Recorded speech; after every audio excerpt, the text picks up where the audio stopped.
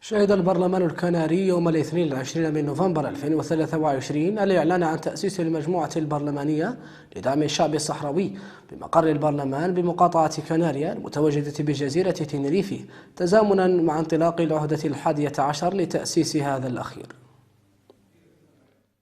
المجموعة البرلمانية الجديدة تضم ممثلين عن أغلبية الأحزاب والهيئات السياسية المكونة للبرلمان الجهوي بالمقاطعة، إذ عقدت اجتماعها الأولي اليوم الموالي بعد تأسيس لتحديد أهدافها ومهامها وبرامج عملها خلال العهدة البرلمانية القادمة. وتجدر الإشارة إلى أن الاجتماع حضره إلى جانب ممثل الجبهة الشعبية لتحرير الساقية الحمراء ووادي الذهب بكناريا الأخ علي سالم سيدي الزين، رئيس الجمعية الكنارية للصداقة مع الشعب الصحراوي السيد ألبرتو نيغرين. ممثل الجبهة تطرق في مداخلته إلى آخر تطورات القضية الوطنية على مستوى الخارجي والدولي، وكذلك إلى حالة الداخلية التي يعيشها الشعب الصحراوي بعد استئناف المرحلة الثانية من كفاحه المسلح بعد انتهاك دولة الاحتلال المغربية لاتفاق وقف إطلاق النار في 13 من نوفمبر 2020. كما تطرق لوضعية حقوق الإنسان الخطيرة للمواطنين الصحراويين في الأراضي المحتلة من الصحراء الغربية، ومواصلة دولة الاحتلال المغربية الانتهاكات الجسيمة